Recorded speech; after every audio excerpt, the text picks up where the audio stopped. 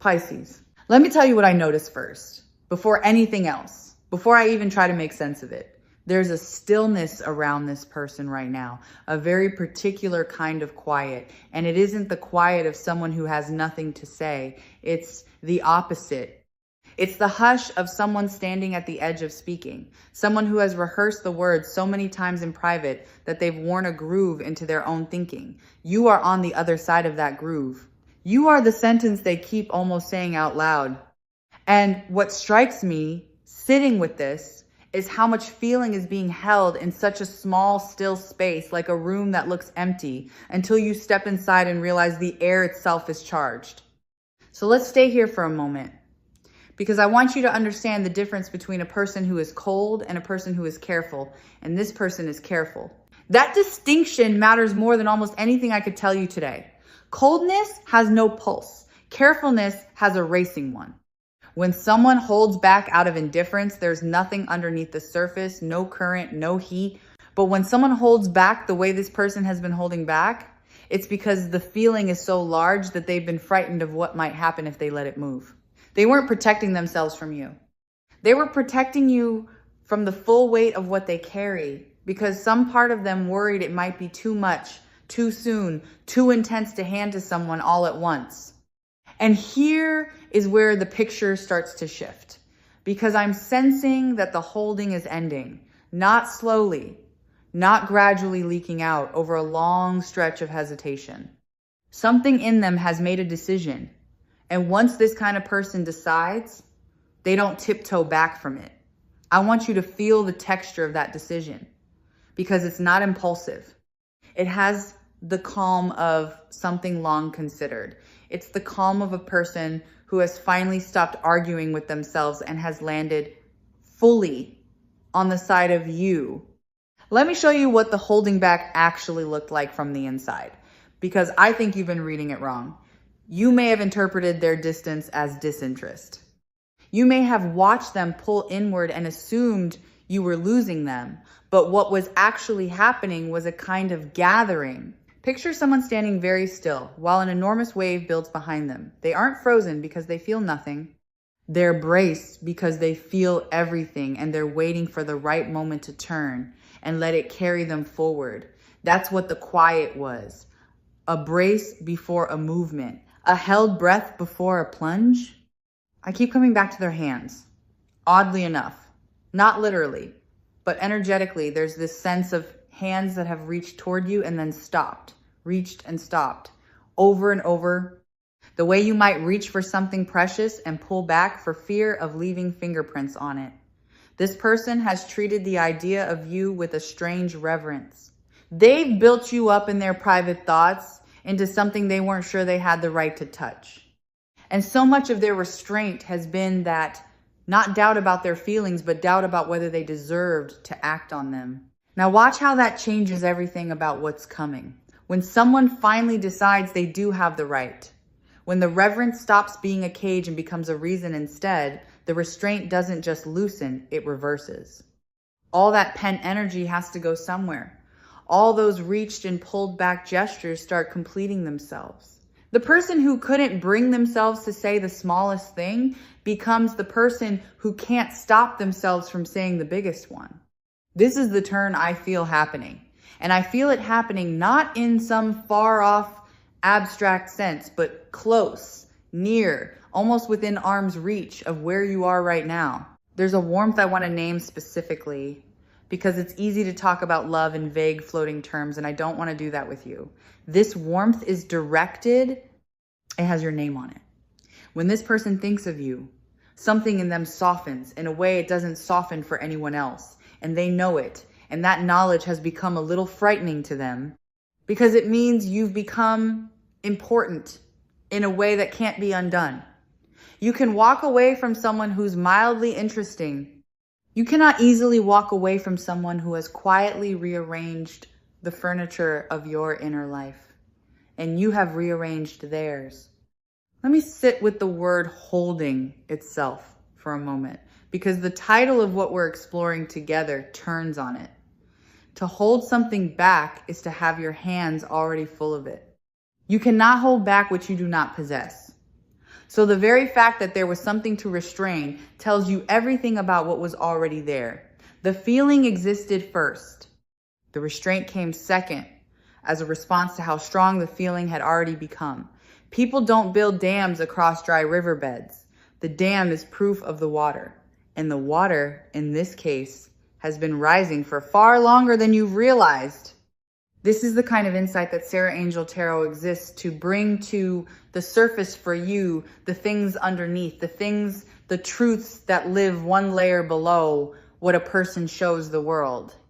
Because so often what we witness on the outside is only the smallest visible edge of what someone actually carries. And the whole art of a reading like this one is learning to sense the shape of the rest. I want to tell you about the quality of their attention. Because attention is where love lives before it ever becomes words. This person notices you. They notice things about you that you assume no one sees. The small shifts in your mood that you think you hide well, the way you go quiet when something's wrong, the particular thing that makes your face open up when you're truly happy, they've cataloged you. They've been studying you with the devotion of someone learning a language they intend to speak fluently for a very long time. And people do not study what they intend to leave. You do not memorize the map of a place you're only passing through. Here's something tender I'm picking up, and I want to hand it to you gently. There's a specific memory this person keeps returning to. A moment between you that might have seemed ordinary to you, unremarkable even, something you might not have flagged as significant at all. But for them, it became a kind of anchor. They replay it. It's the moment they point to privately when they explain to themselves why they can't let go. You may never know exactly which moment it is, but I want you to understand that somewhere in your shared history, there's an instant you gave away without thinking, and they picked it up and have been carrying it in their pocket ever since. Let me widen the lens, because I don't want you to think this feeling in them is fragile or uncertain. It isn't. What I'm sensing has weight and root. This is not a passing infatuation that will evaporate the moment something shinier crosses their path. Infatuation is loud and shallow. What this person feels is quiet and deep. And quiet, deep things don't blow away in the wind. They've had time to test their own heart. They've had every opportunity to talk themselves out of you. And they've tried. And it didn't work. And at some point, they stopped trying. There's a kind of surrender in that. Not defeat, but the peaceful surrender of someone who has stopped fighting a truth that was never going to lose. I keep sensing a phrase forming in them, something they want you to know, and it isn't dramatic.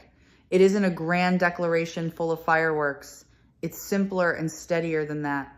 It's more like, I've made room for you. I've cleared a space and it's yours, and I'm not going to fill it with anyone else. That's the emotional reality underneath whatever words eventually come out. This person has been, in a very real way, keeping a seat empty for you, refusing to let anyone else sit down in it. And the reason they're done holding back is that keeping the seat empty in silence has finally started to feel dishonest to them.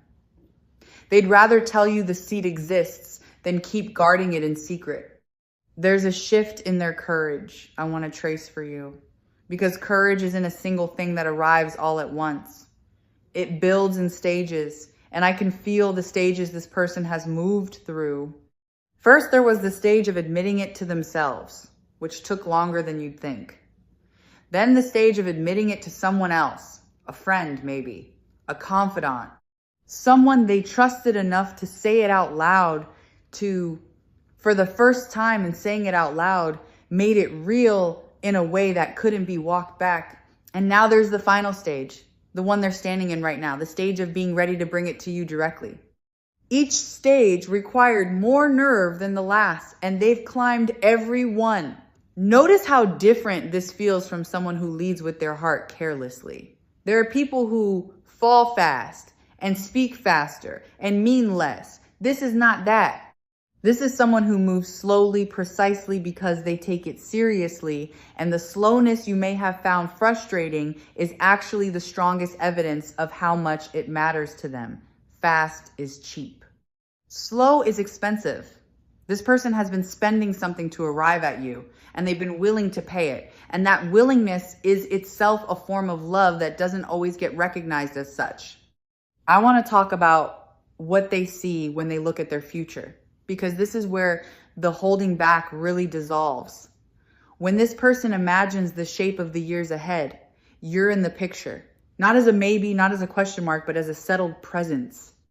They've done the private work of picturing an ordinary life with you, woven through it the small, unremarkable days, the mornings, the routines, the quiet in-between hours that make up most of a life. And here's the thing about that kind of imagining. You don't do it about people you plan to release. You only build detailed futures around people you intend to keep. The fact that they've been decorating tomorrow with you in it tells you exactly how permanent their intentions have become. Let me name a fear they've carried, because naming it dissolves some of its power. They've been afraid that they feel more than you do. That's been part of what held them still, the worry that if they revealed the full size of their heart, they'd be standing there exposed while you looked at them with something less than what they were offering. This is one of the oldest fears in the world. The fear of loving unequally, of being the one who cares more. And what's beautiful about where they've arrived is that they've decided it's worth the risk anyway. They'd rather offer everything and find out than keep everything hidden and never know. That decision to risk being the one who feels more is one of the bravest things a cautious person can do.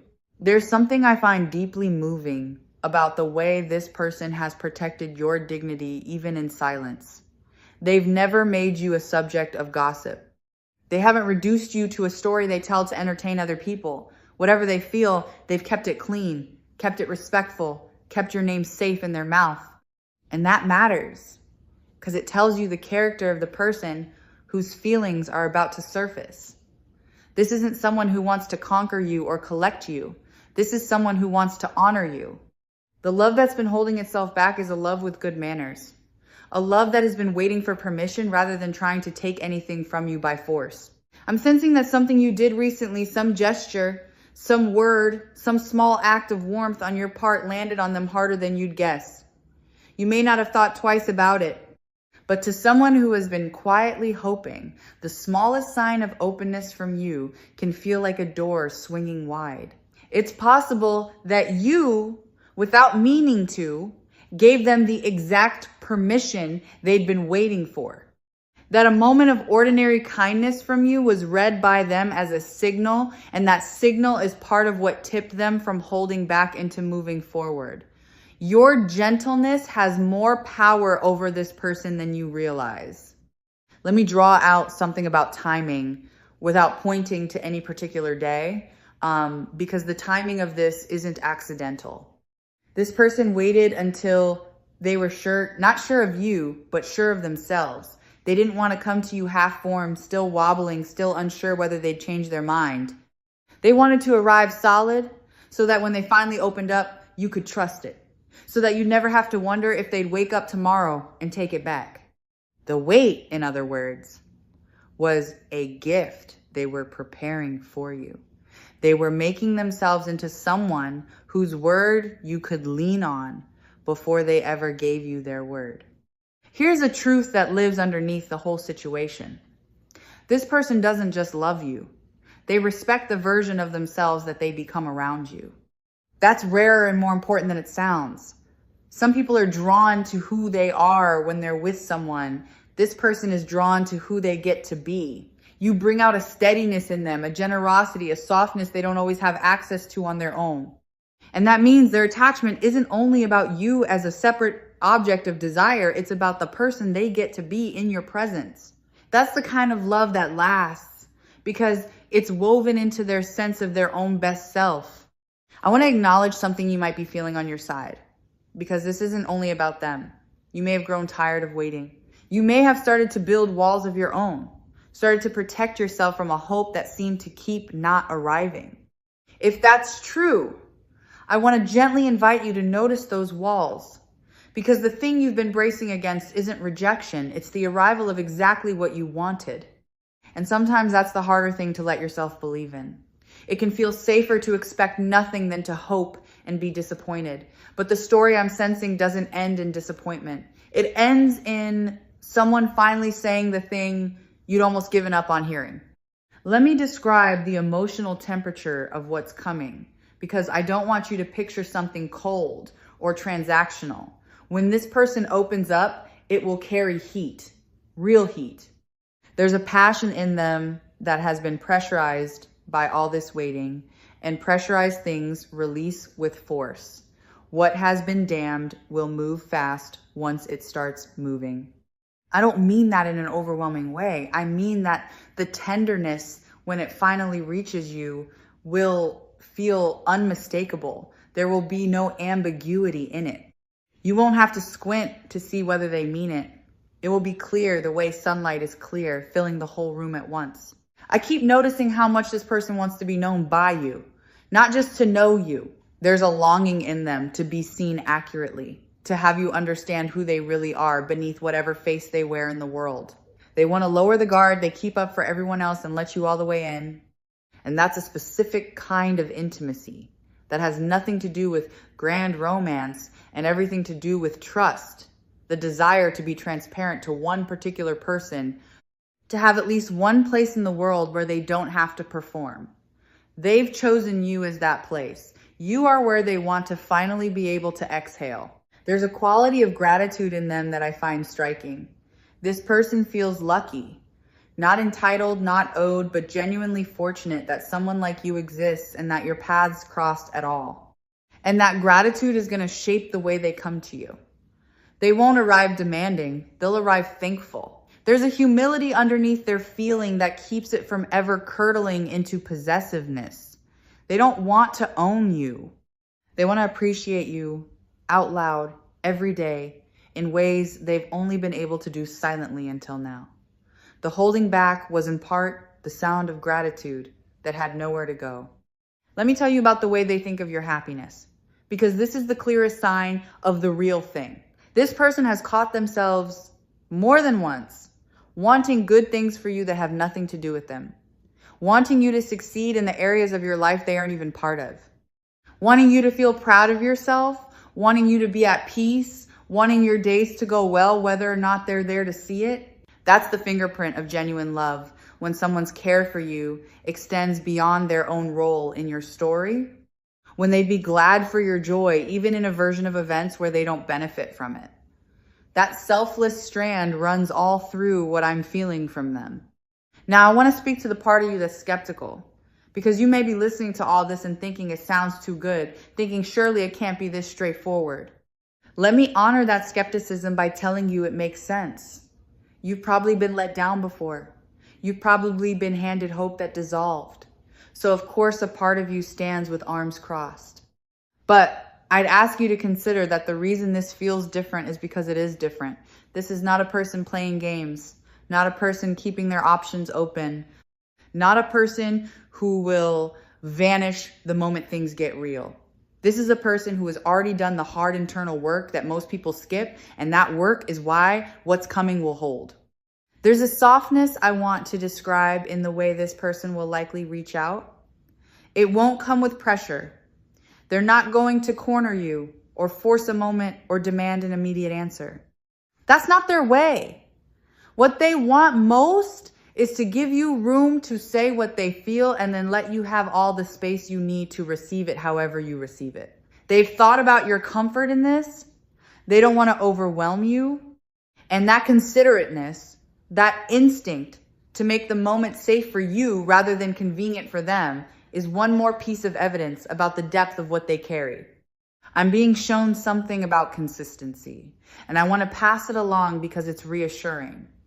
Whatever this person becomes to you, they will be steady in it. This is not someone whose warmth runs hot and cold, who floods you with affection one week and disappears the next. The very carefulness that made them slow to arrive is the same quality that will make them constant once they're here. Slow building things tend to be durable things. The tortoise-hearted keep their pace. So if what you feared is inconsistency, I'd invite you to set that fear down, because the person whose feelings are surfacing is built for the long, patient stretch, not the flashy sprint.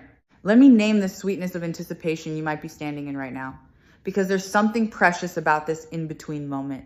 You are in the last stretch before a thing you've wanted becomes real, and there's a particular tenderness to that threshold. Savor it if you can. The moment right before is its own kind of gift, the held breath, the sense of something warm gathering just out of sight. Soon enough, it will arrive and become ordinary, become part of your life, become a fact rather than a hope. But right now, it's still shimmering with possibility, and that shimmer is worth feeling fully. I want to reflect on why you, specifically, out of everyone this person could have chosen to feel this way about. Because it isn't random. There's something about your particular way of being in the world that unlocked them. Maybe it's a genuineness in you, a lack of pretense, a way you have of being real that made them feel they could be real too. Maybe it's a strength they admire, or a gentleness, or a resilience they've watched you carry. Whatever it is, you didn't win them over by performing, you won them over by being yourself, which means you'll never have to keep up an act to keep them. The you that drew them in is the you that gets to relax completely once they're close. This is the sort of clarity that Sarah Angel Tarot is here to offer you when the situation feels murky and you can't tell which signals to trust, a steadier read on what's real, a way of separating the genuine current from the noise. Because sometimes the hardest part isn't the waiting, it's not knowing whether the waiting means anything. And the answer, in your case, is that it does. I'm sensing this person has been more affected by your absence in whatever form that absence takes than they'd ever admit casually. When you're not around, there's a specific quiet in their world that they've come to associate with you being missing from it. They notice the gap. And noticing the gap is one of the surest signs that someone has become woven into the fabric of a life you feel the hole where they'd be, even before they've fully arrived. This person has been feeling your shape as an absence, which means part of them already treats your presence as the natural state of things and everything else as the deviation. Let me touch on the way they'll want to make up for lost time, because there's a bit of that energy in the mix. Some regret, gentle regret about how long they took. A wish that they'd found their courage sooner. And that regret will likely translate into a kind of eagerness once things open, an eagerness to not waste any more of the time they have. People who've kept themselves waiting often become the most present partners precisely because they know the cost of hesitation and they don't want to pay it twice. The lost time won't be a wound between you. It'll be a lesson they've already learned, one that makes them more devoted to the time you do get. There's a private joy in this person that I want you to know about, a secret happiness they carry just from knowing you exist and are part of their story. Even before anything is spoken, even in the holding back, there's been a warmth they return to in their own mind, a small internal smile that belongs only to thoughts of you. You've been a source of quiet gladness to someone, a bright spot they've kept lit in the background of their days. That's a beautiful thing to have been, even before you knew you were being it.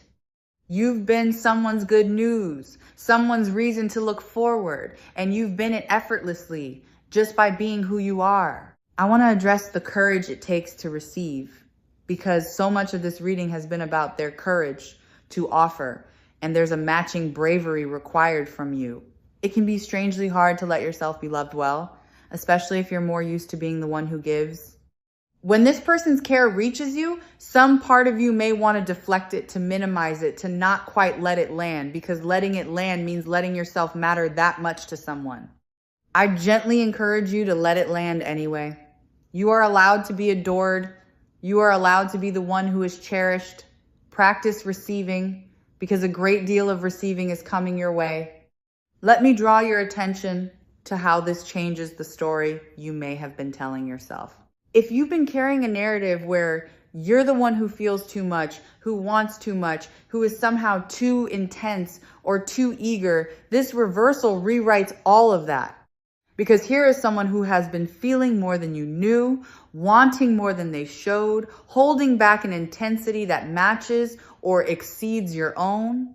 You were never too much. You were just early to your own honesty.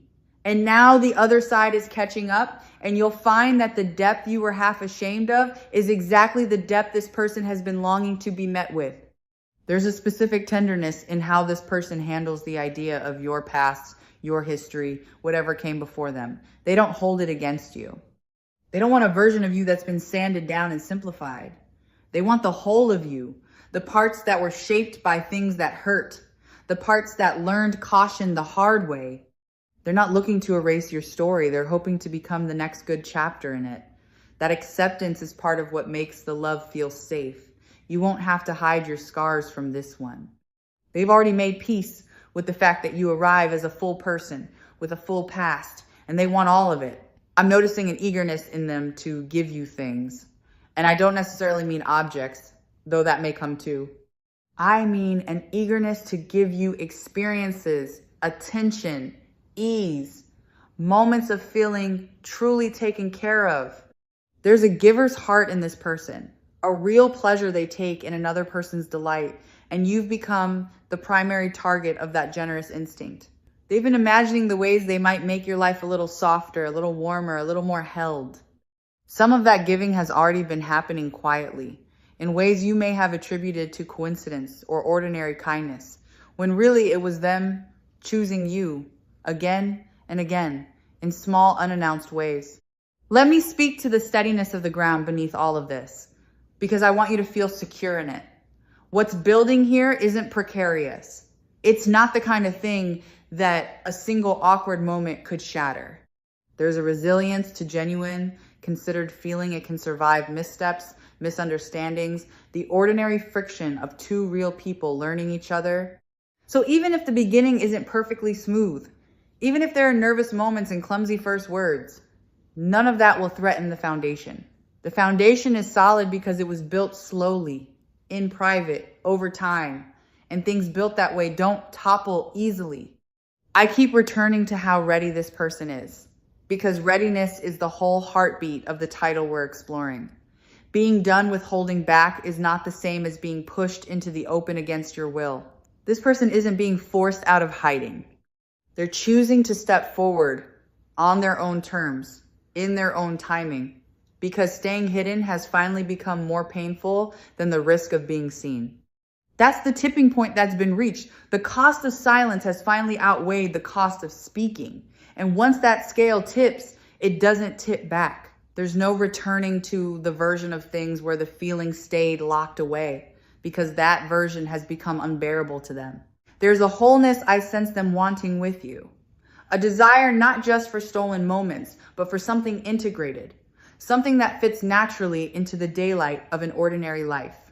They don't want to keep you in a corner. They want you woven through the visible parts of their world, present in the routine, folded into the plain and public texture of their days. That desire for the ordinary, for the unglamorous, everyday togetherness is one of the truest signs of real intention. Fleeting interest wants excitement. Real love wants the plain, unhurried mornings, the quiet weekday hush, the ordinary in-between hours. And this person has been quietly dreaming of exactly those unremarkable moments with you. Let me reassure the part of you that worries about being a burden, because I sense that worry might live in you.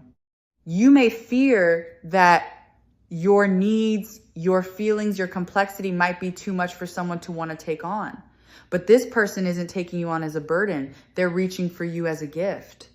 The very things you fear might be too much are, to them, part of the richness they've been drawn to. You are not a weight they'll grudgingly carry. You are a treasure they've been hoping to be trusted with. There's a difference between someone who tolerates your depth and someone who is thrilled by it. And this person falls firmly, unmistakably into the second category. I want to speak about the honesty that's coming, because when this person finally opens up, it will be truthful in a way that's almost disarming. They're not going to give you a polished, strategic version of their feelings. They're going to give you the real thing, unguarded, maybe even a little vulnerable and raw. And that rawness is a compliment. It means they trust you enough to be imperfect in front of you, to not have it all figured out, to let you see them without armor. Receiving someone's honest uncertainty is more intimate than receiving their confident performance. And what's coming toward you is the honest kind, the kind that trembles a little because it's real. There's something I notice about how this person has grown while they waited, and it's worth naming. The waiting wasn't wasted on them. They used it. They became more sure of what they want, more clear about their own heart, more capable of showing up well. The person arriving at your door now is a more evolved version than the one who first started feeling this way. So even if you find yourself wishing they'd come sooner, know that the delay refined them. You're getting a better, steadier, more self-aware version of this person than you would have gotten had they rushed. The wait improved the gift. Let me point to the mutuality that's possible here. Because this isn't meant to be a one-sided arrangement where they pour out and you simply receive. What I sense is the possibility of genuine reciprocity, two people finally able to meet each other at the same depth. You've likely been holding something back too, in your own way, for your own reasons. And part of what this person's courage does is make it safe for yours to emerge. When one person finally stops hiding, it gives the other permission to stop hiding too. So this isn't only about their revelation, it's an invitation for yours. The door swings both ways, and you're allowed to walk through it. I'm being shown a kind of relief that will settle over both of you once the truth is finally in the open air. There's an exhaustion to keeping things hidden, a low background hum of effort that you stop noticing until it stops. When the holding back ends, that hum will quiet, and in its place will come a lightness, a sense of finally being able to relax into something real. You may not have realized how much energy you've been spending on uncertainty until the uncertainty lifts. And when it lifts, you'll feel it, a loosening in your shoulders, a settling in your chest, the particular peace of no longer having to wonder. Let me speak to the way this person will remember this whole chapter later, because they will remember it. Years from now, this stretch of holding back and finally letting go will become a story they tell, a story about the time they almost stayed silent and then found the courage not to. And you'll be the reason the story has a happy ending. You'll be the person who is worth the risk. There's something lovely about becoming the answer to someone's private question of whether they should have been brave, and you are that answer. Your existence made their courage worth it. You turned their leap of faith into a soft landing. I want to acknowledge the sacredness of being chosen, because that's really what's happening beneath all the particulars. Out of all the people this person could have oriented their heart toward, they've oriented it toward you. That's not a small thing. A human heart is a limited resource, and where someone chooses to spend it says everything about what they value. This person is choosing to spend theirs on you deliberately, with their eyes open, knowing exactly what they're doing. You've been selected not by accident, not by default, but by genuine preference. And there's a quiet dignity in being someone's genuine preference and knowing you were wanted on purpose. As this reading draws toward its close, I hope you'll carry away the central thing, which is that the silence you may have found so hard to interpret was never emptiness, it was fullness waiting for a door. Everything I felt from this person points in one direction toward you, and the direction has only grown more certain with time. If Sarah Angel Tarot has helped you see even a little more clearly what's been unfolding beneath the surface, then let this be the part you hold on to. You are loved more than you've been allowed to know, by someone who is finally ready to let you know it. So let yourself soften now.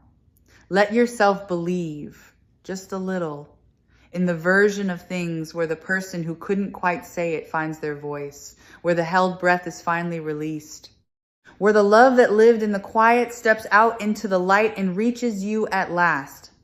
You've waited well. You've been patient in ways you weren't always given credit for. And what's arriving is not a maybe, not a someday. It's a warmth already on its way towards you, carried by someone who has decided, fully and finally, that you are worth every word they've been saving. Receive it gently. It was always meant for you.